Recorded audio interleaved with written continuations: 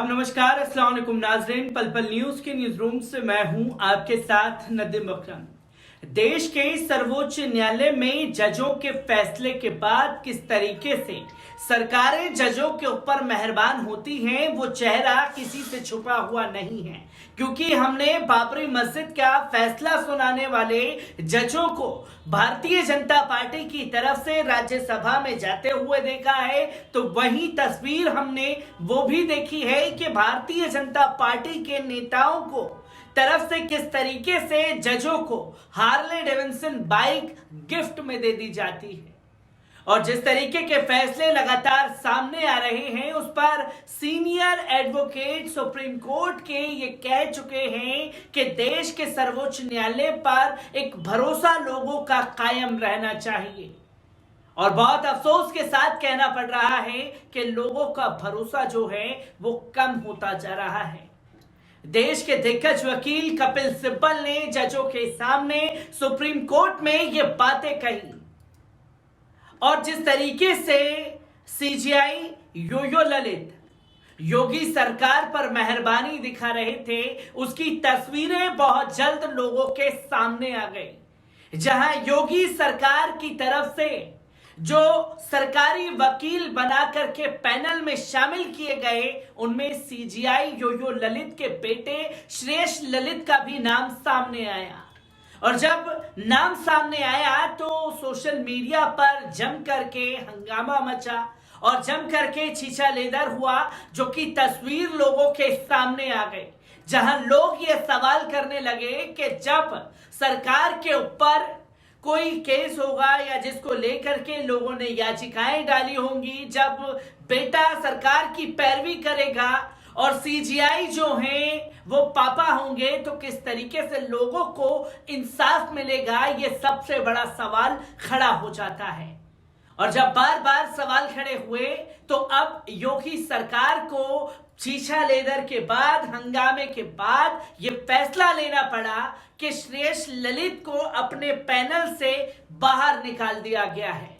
किस तरीके से बवाल मचा हुआ है, एक बार इस पूरी रिपोर्ट पर नजर डाल लेते हैं। यूपी सरकार ने सुप्रीम कोर्ट में राज्य की ओर से मुकदमों में पैरवी व बहस के लिए 4 अधिवक्ताओं के राज्य विधि अधिकारी के रूप में आपत्तिकरण से संबंधित शासनादेशों का क्रियान्वयन अगले आदेशों तक के लिए स्थगित कर दिया है, यानी कि टाल दिया गया है। इसमें सुप्रीम कोर्ट के अधिवक्ता श्रेयस यू ललित भी शामिल हैं। सभी शासनादेश गत 31 सितंबर को जारी किए गए थे। सोमवार को शासनादेशों का क्रियान्वयन स्थगित किए जाने का आदेश जारी किया गया था। श्रेयस यू ललित को वरिष्ठ पैनल अधिवक्ता के रूप में शामिल किया गया था। इसी तरह यशात्र कर्त कनिष्ठ पैनल अधिवक्ता के रूप में आबद्ध किए जाने का शासनादेश जारी किया गया था। साथ ही प्रीति गोयल को विशेष पैनल अधिवक्ता और नमित सक्सेना को एडवोकेट ऑन रिकॉर्ड के रूप में शामिल किया गया था। बता दें कि योगी सरकार ने भारत के चीफ जस्टिस योयो ललित के बेटे श्रेयस यो ललित को सुप्रीम कोर्ट में राज्य सरकार का पक्ष रखने के लिए वरिष्ठ अधिवक्ताओं के पैनल में शामिल किया था। इस बाबत यूपी प्रशासन की तरफ से नोटिफिकेशन जारी कर दिया गया था। हाल ही में एनवी रमन्ना की रिटायरमेंट के बाद justice U U Lalit supreme court के 49वें चीफ जस्टिस का पद संभाला। महाराष्ट्र के सोलापुर में जन्मे जस्टिस योयो ललित की 4 पीढ़ियां वकालत से जुड़ी हुई हैं। जस्टिस योयो ललित के दादा रंगनाथ ललित सोलापुर में आजादी से पहले वकालत किया करते थे। जस्टिस योयो ललित के पिता उमा रंगनाथ ललित भी वकील रह चुके हैं, जो बाद में हाई कोर्ट के जज भी बने। जस्टिस योयो ललित को बार से सीधा सुप्रीम कोर्ट चीफ जस्टिस के तौर पर नियुक्त किया गया था। वहीं उनके बेटे श्रेयस यो ललित भी वकील हैं, जिन्हें यूपी सरकार ने राज्य सरकार का पक्ष रखने के लिए वरिष्ठ अधिवक्ताओं के पैनल में नियुक्त किया था। जस्टिस उदय उमेश ललित का बतौर सीजेआई कार्यकाल 100 दिन से कम का होगा, जस्टिस यूयू ललित 8 नवंबर को बतौर सीजीआई 74 दिनों का कार्यकाल कर रिटायर होंगे, जिससे लोग अंदाजा लगाने लगे कि कल को श्रेयस ललित भी जज बनेंगे। कोर्ट जस्टिस 65 साल और हाई कोर्ट में 62 साल में रिटायर होते हैं। आपको बता दें कि उत्तर प्रदेश सरकार ने वकीलों का एक पैनल बनाया था। इस पैनल में 100 वकील तक शामिल थे। राज्य सरकार के अलावा ये वकील अपने केस लड़ने के लिए स्वतंत्र होंगे, यानी ये राज्य सरकार के अलावा भी केस लड़ सकेंगे।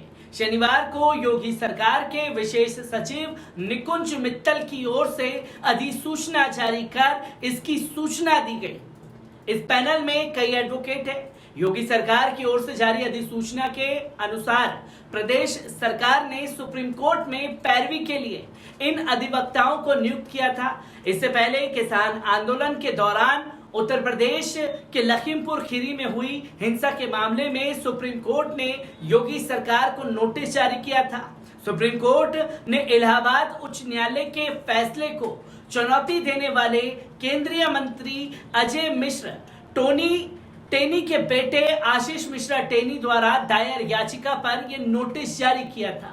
हाई कोर्ट ने लखीमपुर खीरी हिंसा मामले में आशीष मिश्रा को जमानत देने से इनकार कर दिया था। अब इस मामले में सुनवाई 26 सितंबर को हुई। इस मामले में न्यायाधीश इंदिरा बनर्जी की पीठ ने सामने केंद्रीय मंत्री अजय मिश्रा टेनी के बेटे आशीष मिश्रा का पक्ष रख रहे थे। वकील मुकुल रोहतगी ने बताया कि लखीमपुर खीरी के एक इलाके में किसान आंदोलन के दौरान गोलीबारी हुई थी, जिसमें कुछ लोग मारे गए थे। इस मामले में आशीष मिश्रा को मुख्य आरोपी बनाया गया था, जबकि हमारे पक्ष को सुना भी नहीं गया। इसके जवाब में जस्टिस बनर्जी ने कहा कि हम इस बात को नोटिस कर रहे हैं। आशीष मिश्रा की जमानत याचिका पर इलाहाबाद हाईकोर्ट ने सुनवाई करते हुए उसे सिरे से खारिज कर दिया था। हाईकोर्ट ने कहते हुए जमानत से इनकार कर दिया था कि लखीमपुर हिंसा मामले में 4 किसानों की मौत हुई थी। यहाँ सबूत के तौर पर आशीष मिश्रा की गाड़ी बरामद की गई थी। यह अपराध जघन्य अपराध की श्रेणी में है और आरोपी इतना प्रभावशाली और ताकतवर है कि वो इस मामले में गवाहों और सबूतों को मिटाने की कोशिश कर सकता है। इसके बाद आशीष मिश्रा ने इलाहाबाद हाई कोर्ट के इस फैसले को सुप्रीम कोर्ट में चुनौती दी थी। 3 अक्टूबर को किसान आंदोलन के दौरान लखीमपुर खीरी से लगभग 70 किलोमीटर की दूरी पर स्थित तिनसुकिया में अपनी गाड़ी से प्रदर्शनकारियों को कुचलने का काम भारतीय जनता पार्टी के नेता के बेटे द्वारा किया गया था, जहां बेटे को लेकर के एक नोटिस तो जारी कर दिया गया, योगी सरकार से जवाब मांगा गया, जिसकी वकालत करते हुए श्रेयस ललित थे, क्योंकि इससे पहले भी सुप्रीम कोर्ट ने बड़ी राहत लखीमपुर खीरी मामले में दी थी, जहां यह आरोप लोगों का था कि लखीमपुर खीरी कांड में खासतौर पर अजय मिश्रा टेनी और तमाम नेताओं की संलिप्तता है, जिसे सिरे से सुनने से खारिज कर दिया था सीजीआई यूयू ललित ने। जब एक के बाद एक योगी सरकार के ऊपर फैसले लेने थे तो उसका इनाम शायद उनके बेटे को मिलता, पर अब जब बवाल मचा तो उनके बेटे के नाम को पैनल से हटा लिया गया है, जिसकी तस्वीरें लोगों के सामने हैं। और मैं ऐसी ही खबरों से आपको रूबरू कराता रहूंगा। दीजिए इजाजत, शुक्रिया।